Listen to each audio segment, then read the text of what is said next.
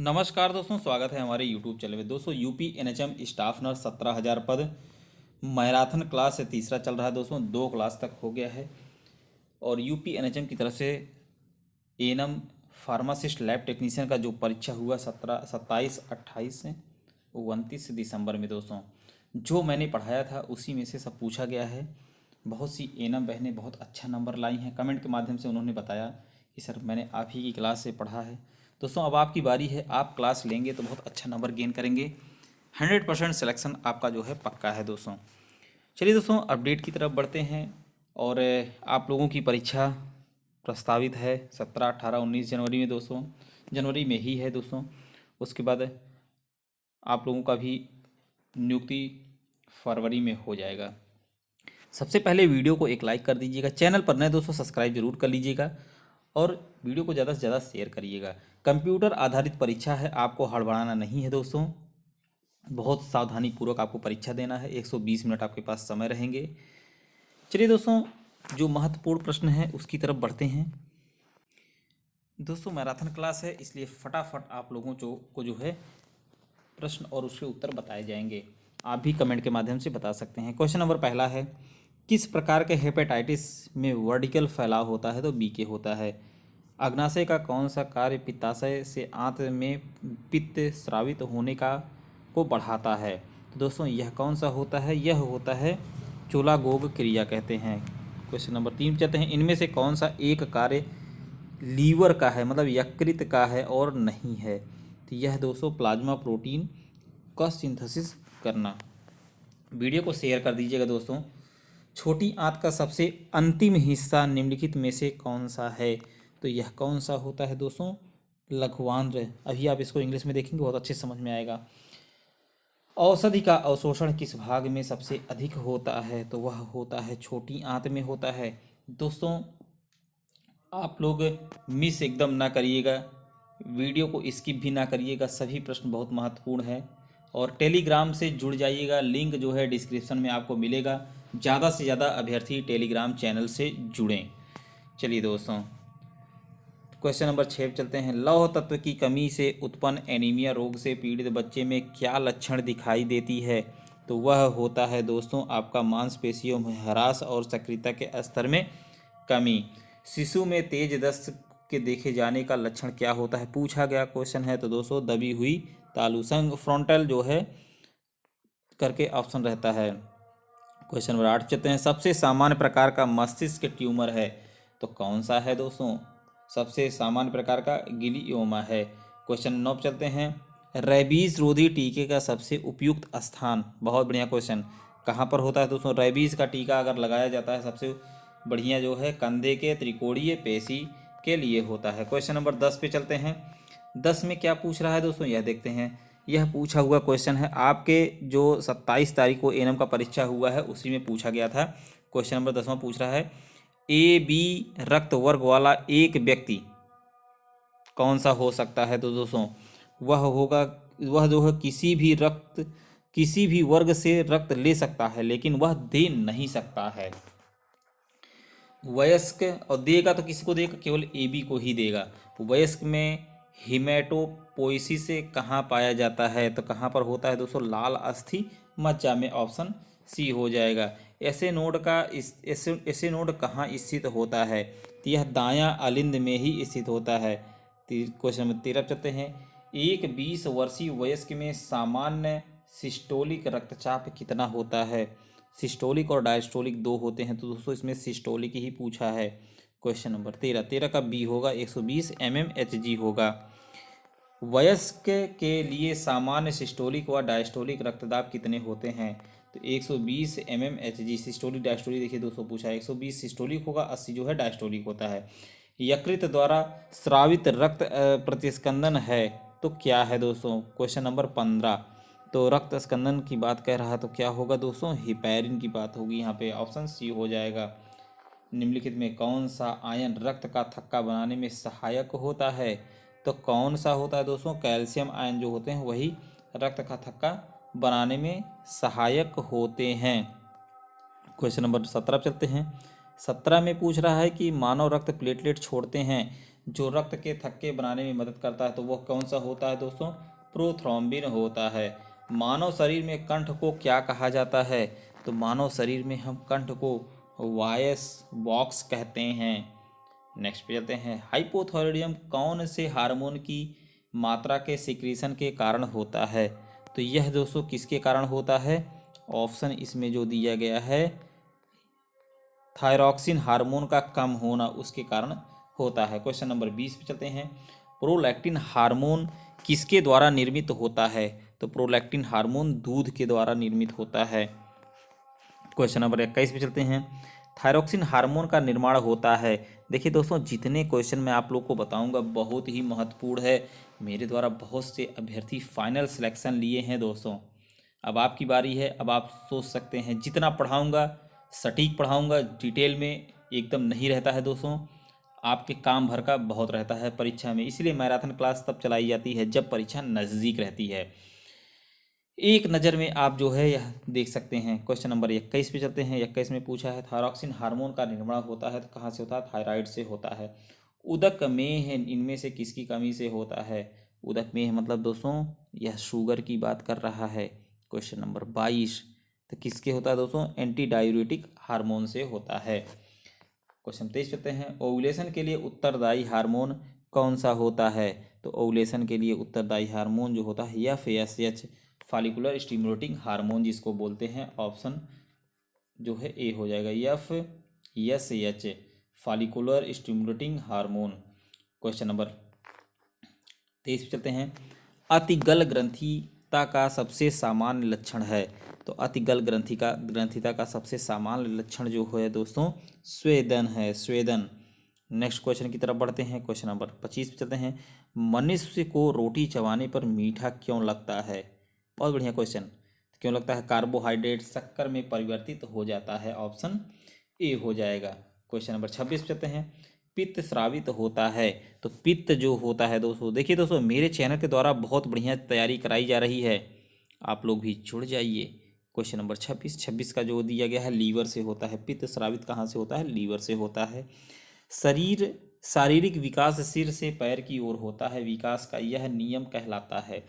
दोस्तों यह नियम जो कहलाता है वह है मस्काधोमुखी। क्वेश्चन नंबर 28 चलते हैं। प्रतिरक्षा का एक प्रकार जो मातृ एंटीबॉडी ट्रांसप्लेसेंटली भ्रूण को और स्तन के दूध माध्यम से शिशु को हस्तांतरित की जाती है, तो यह क्या होगा दोस्तों? क्वेश्चन नंबर आपका पूछा गया है, हस्तांतरित की जाती है। 28वां है दोस्तों। जो उनके बचाव के लिए तब तक सक्रिय रहती है जब तक उनकी अपनी प्रतिरक्षा प्रणाली कार्य करने हेतु विकसित नहीं हो जाती है। तो दोस्तों देखिए सेंटेंस तो बहुत लंबा पूछा है 28वां का, तो इसका ऑप्शन हो जाएगा निष्क्रिय प्रतिरक्षा। ऑप्शन डी हो जाएगा।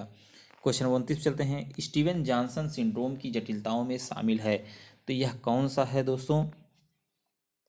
ऑप्शन पहला देखते हैं। अनुपचारित सेप्सिस, ये भी सही है। केराटोकॉजी कंजक्टिवाइटिस, केराटो कंजक्टिवाइटिस, ये भी सही है। कंजक्टिवल रिट्रैक्शन, ये भी सही है। कार्नियल घाव, ये भी सही है। तो ऑप्शन डी हो जाएगा। क्वेश्चन नंबर 30 चलते हैं। 36 साल की मल्टी ग्रेविडा है जो 14 सप्ताह के गर्भ से है, उसे अल्फा भ्रूण प्रोटीन परीक्षण के लिए निर्देशित किया जाता है। एक अल्फा भ्रूण प्रोटीन परीक्षण का सूचक है, तो क्या सूचक है दोस्तों? तंत्रिका ट्यूब दोष है। भारत में मातृ मृत्यु का मुख्य कारण क्या है? फिर देखिए दोस्तों रिपीट हुआ है क्वेश्चन ये, तो क्या है मातृ मृत्यु का दोस्तों? रक्तस्राव है। 32 कहते हैं। गर्भाशय गुहा की लंबाई एवं स्थिति का आकलन करने के लिए प्रयोग किया जाने वाला उपकरण क्या है? गर्भाशय गुहा की लंबाई की बात कह रहा है, इसको यूटराइन साउंड कहते हैं। एक्लेम्सिया के उपचार में दिया जाता है। बहुत बढ़िया क्वेश्चन।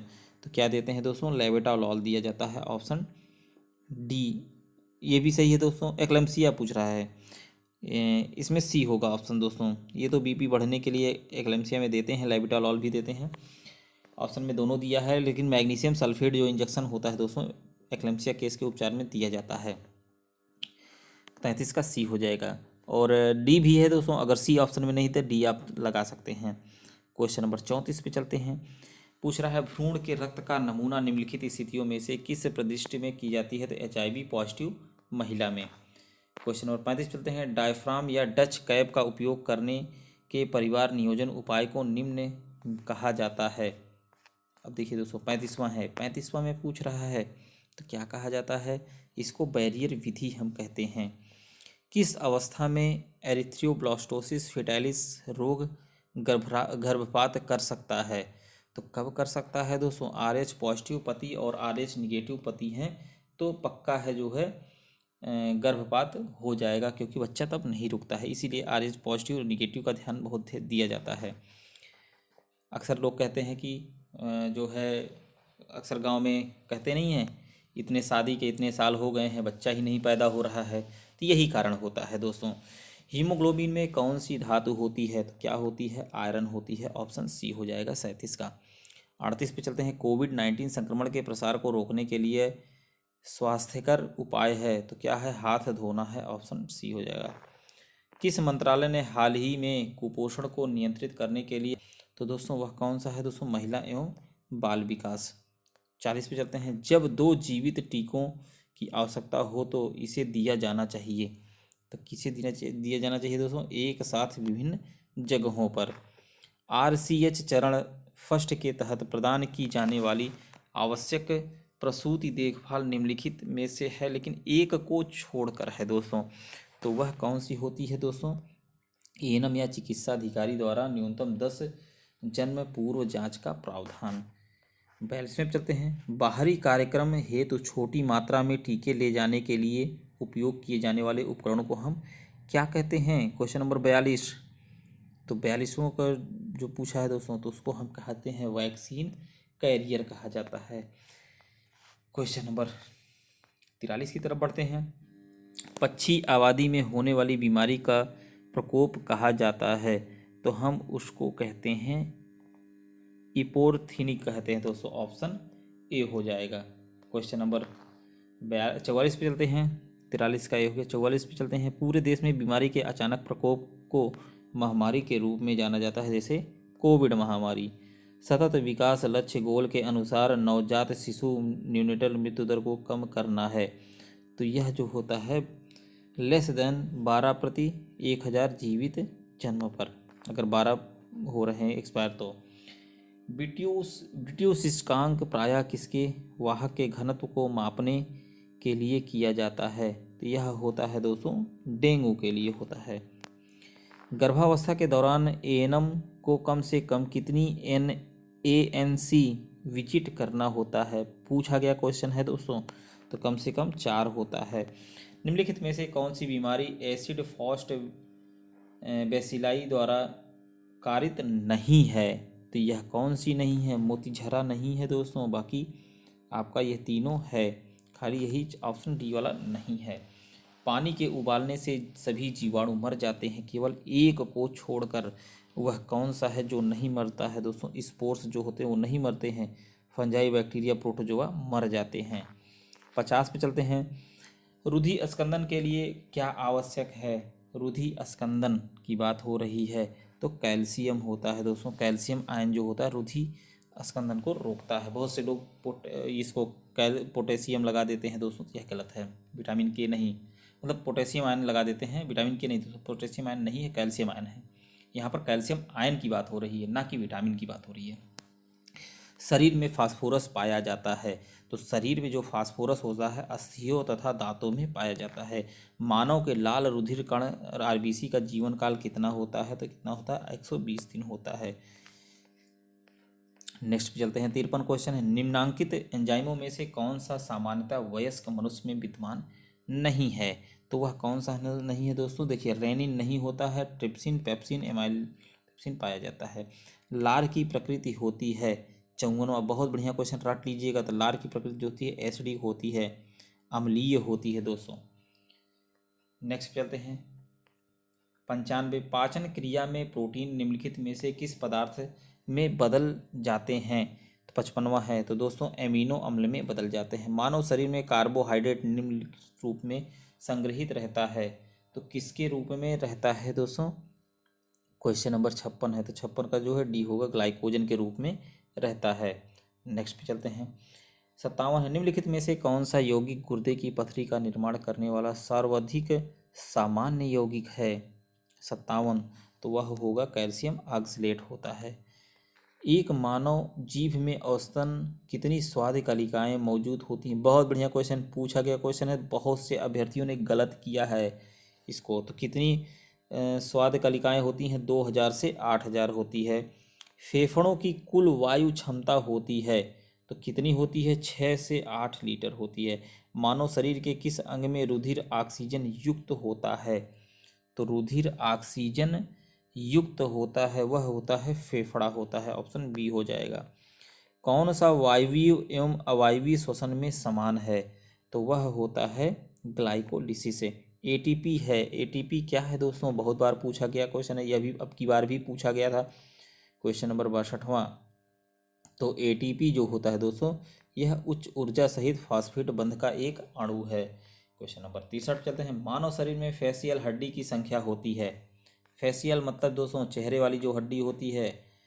क्वेश्चन नंबर 63, तो कितनी हड्डियां होती हैं दोस्तों? 14 हड्डी होती है। आपके चेहरे पर 14 हड्डी होती है, सोच लीजिए। क्वेश्चन नंबर 64 चलते हैं। मांसपेशी संकुचन में जब मांसपेशी छोटी हो जाती है तो उसे हम क्या कहते हैं? आइसोमेट्रिक।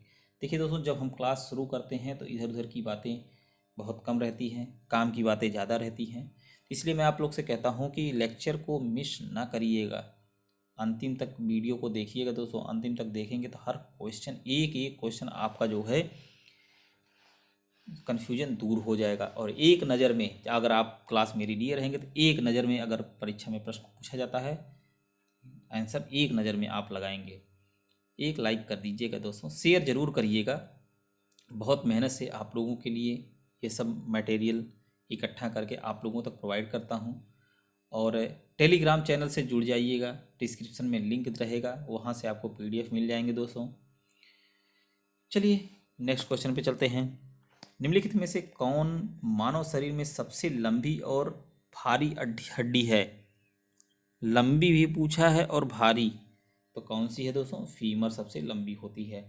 अब देखिए, अभी तक आपने सबसे लंबी पढ़ा है, भारी नहीं पढ़ा होगा, लेकिन इसमें देखिए लैंग्वेज ट्विस्ट कर दिया। अब आप कहेंगे अरे अब क्या किया जाए, लंबी तो फीमर होती है लेकिन भारी तो हमने नहीं पढ़ा है। क्वेश्चन नंबर 66 चलते हैं। पसीने वाली ग्रंथियां मानव शरीर के किस अंग से मौजूद होती हैं? 66वां क्वेश्चन। स्वाभाविक है, स्किन से होती हैं, त्वचा से, ऑप्शन डी हो जाएगा। सूरज की रोशनी के संपर्क में आते ही हमारी त्वचा सांवली हो जाती है, ऐसा किसका उपस्थिति के कारण होता है? तो ऐसा जो होता है मेलानिन के कारण होता है। मेलानिन पिगमेंट एक होता है दोस्तों। आंतरिक गति निर्धारक मानव शरीर के निम्नलिखित अंगों में से कहाँ स्थित होता है? 68वां क्वेश्चन है। तो दोस्तों यह जो होता है आपका दिल में होता है, मतलब जिगर जिसको कहते हैं, दिल। नेक्स्ट चलते हैं। मानव मस्तिष्क का कौन सा हिस्सा बुद्धि, स्मृति और भावनाओं का केंद्र होता है? तो यह होता है सेरिब्रम जो होता है वहाँ के होता है। निम्न में से मानव शरीर का वह कौन सा अंग है जो उसमें जल के संतुलन के लिए उत्तरदायी है? तो वह होता है जल के संतुलन के लिए गुर्दा, किडनी होता है। मानव मूत्र होता है, बहुत बढ़िया क्वेश्चन है, यह अम्लीय होता है, मतलब एसिडिक होता है। वृक्क के आकार की द्वार कोशिकाएं किसमें होती हैं? तो वह होती हैं द्विबीजीय पादपों में और एक बीजी दोनों में होती हैं, ऑप्शन सी हो जाएगा। डायबिटीज इंसिपिडस रोग होता है, 73वां है दोस्तों, तो किस में होता है? इंसुलिन की कमी से होता है। 74 पे चलते हैं। रक्त में हार्मोन निम्नलिखित में से किस तरह उपस्थित रहते हैं? तो किस तरह उपस्थित रहते हैं दोस्तों? डिनर के रूप में होते हैं, पॉलीमर होते हैं, मोनोमर, इन सभी में उपस्थित होकर सभी तरह से होते हैं। क्वेश्चन नंबर 75 पर चलते हैं। वीडियो को शेयर जरूर करिएगा दोस्तों। मनुष्यों में त्वचा के रंग का नियंत्रण होता है, तो मनुष्यों में त्वचा के रंग का नियंत्रण जो होता है पॉलीजीन्स द्वारा होता है। एक्यूट ओटाइटिस मीडिया का काजिटिव ऑर्गेनिज्म दोस्तों, एक्यूट ओटाइटिस मीडिया का काजिटिव ऑर्गेनिज्म नहीं है। देखिए दोस्तों यहाँ पूछ लिया नहीं है, तो क्या नहीं है? यह मेनिंगोकोकस नहीं है, बाकी स्ट्रेप्टोकोकस बीमारी है, ऑरियस भी है, एच इन्फ्लुएंजा भी है, लेकिन ये नहीं है। एक्यूट ओटाइटिस मीडिया का लक्ष्य नहीं है। 77वां, तो लक्ष्य क्या नहीं है दोस्तों? सिनाइल डेफिनोज नहीं है, बाकी बहरापन, ओटोरिया, एक्यूट मध्यकर्ण संक्रमण, यह तीनों हैं। ऑप्शन डी वाला नहीं है।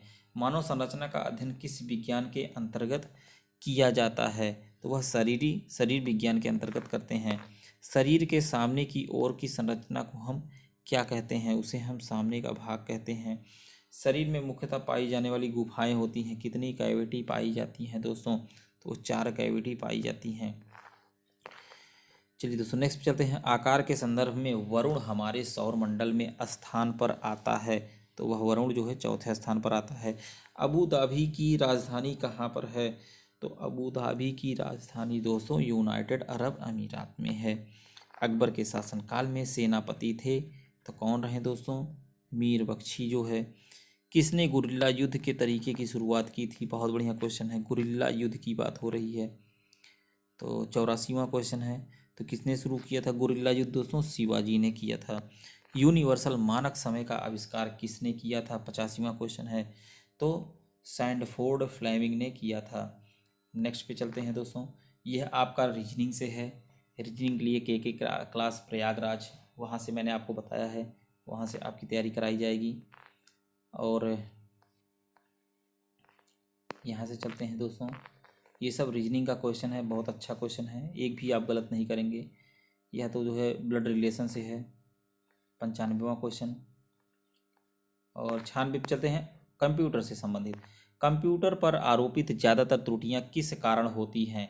तो किस कारण होती हैं दोस्तों? क्वेश्चन नंबर 96 है, क्रमादेश त्रुटि होता है, ऑप्शन ए हो जाएगा।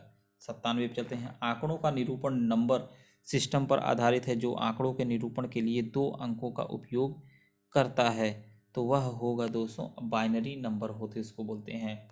प्रकाश तंतु जिस सिद्धांत पर कार्य करता है वह क्या होता है? पूर्ण आंतरिक परावर्तन, ऑप्शन ए हो जाएगा। 99 पे चलते हैं। इंटरनेट का बीज बोने वाला पहला नेटवर्क था, बहुत बढ़िया क्वेश्चन, वह कौन सा दोस्तों? आरपे नेट रहा दोस्तों। आज के लेक्चर का लास्ट क्वेश्चन है दोस्तों। वीडियो को शेयर जरूर करिएगा, बहुत मेहनत से आप लोग के लिए वीडियो लेकर आता हूं दोस्तों। और चैनल पर नए तो सब्सक्राइब जरूर कर लें दोस्तों। विंडोज 1 है, तो विंडोज 1 क्या है? ऑपरेटिंग प्रणाली है। आज के लेक्चर में दोस्तों इतना ही। वीडियो को अंत तक देखने के लिए बहुत बहुत धन्यवाद।